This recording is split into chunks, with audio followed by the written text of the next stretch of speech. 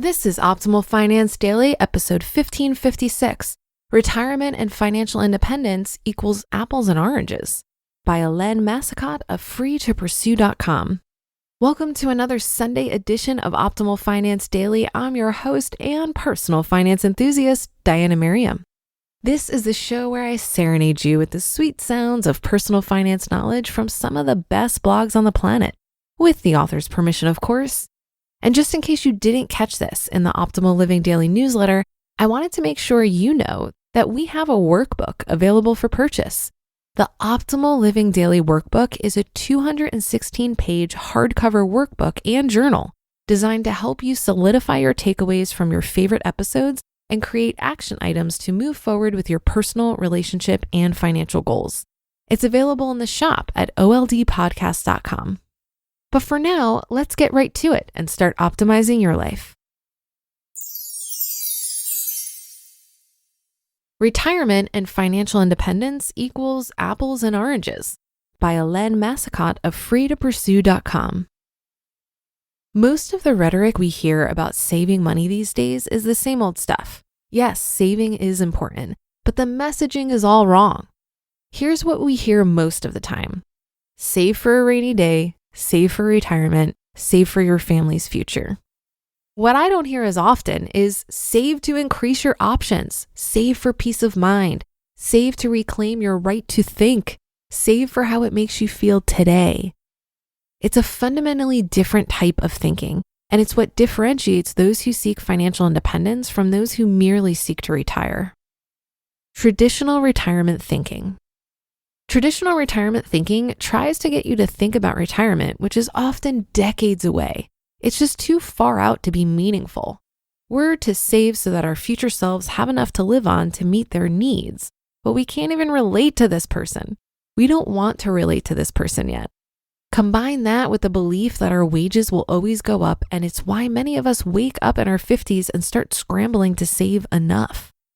Traditional retirement thinking also makes us think of saving money as the denial of pleasure through budgeting. Budgeting tells us that we need to put money aside for emergency savings, retirement, and for larger purchases.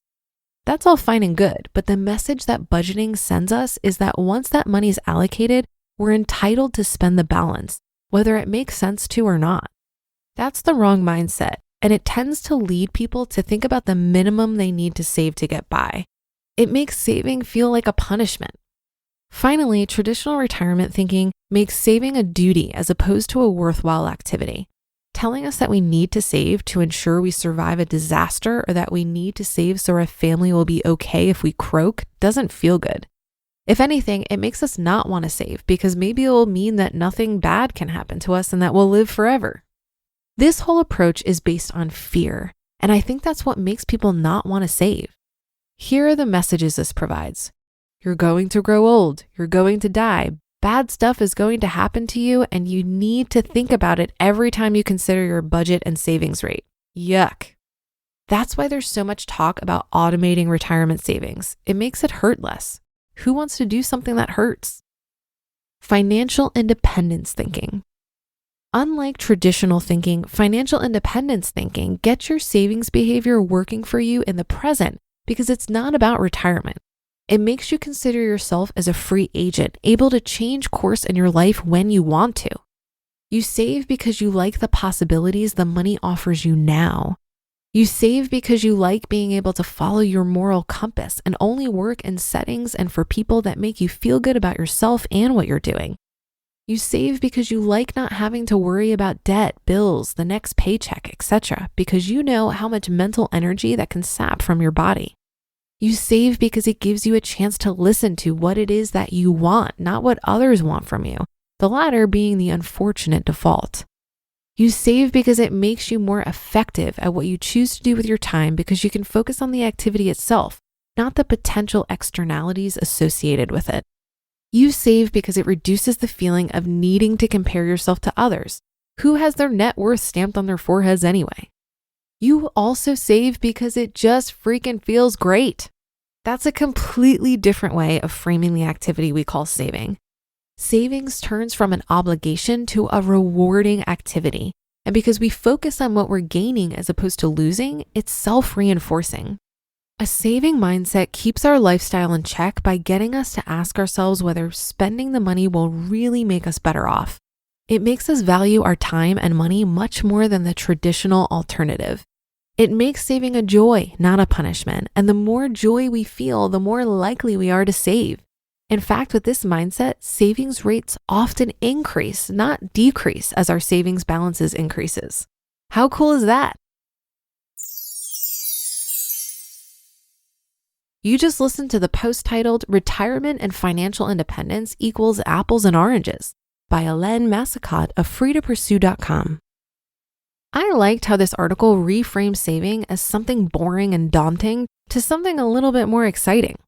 It became easier for me to save when I stopped thinking about it as something I should do or have to do to something that I get to do. I recognize that many people struggle to save, and I'm extremely fortunate to be in the position where I can. So I don't want to waste this opportunity. Money is a really powerful resource for creating options, and creating the habit of saving and investing has made me feel like my life is full of possibility. There have been times in my life where I had very specific reasons to save. So for example, when I saved to take a 2-month sabbatical to walk the Camino, which is a 500-mile trek across Spain. But I don't think you always need a specific reason to save. I've been motivated simply by the idea of having money available for things that I can't foresee right now. One thing I often tell myself is that I can't anticipate today the opportunities that will present themselves tomorrow. But I can be prepared to jump on those opportunities if I've got some money on hand. It's true that we need to save for a rainy day, but preparing for the emergencies life may throw at you is using fear as a motivational tool. This can taint your financial goals with an air of negativity and make it harder to stick with your goals over time.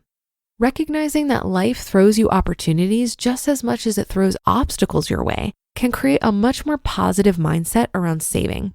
And a positive, abundant mindset around money will make your habits more sustainable and enjoyable. And that's another weekend edition of Optimal Finance Daily in the books. Thanks so much for your support and for listening every day, of course.